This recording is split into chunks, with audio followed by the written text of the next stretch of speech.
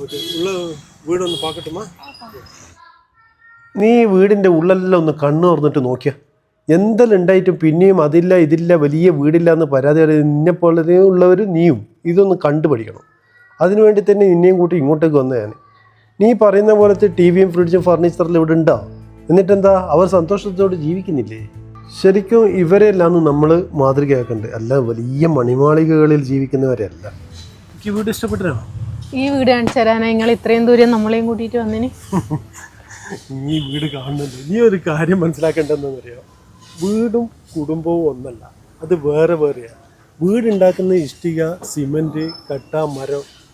പക്ഷേ കുടുംബം ഉണ്ടാക്കുന്നത് പരസ്പര വിശ്വാസം, സ്നേഹം, കൂട്ടായ്മ, ഇതെല്ലാം കൊണ്ടാണ്.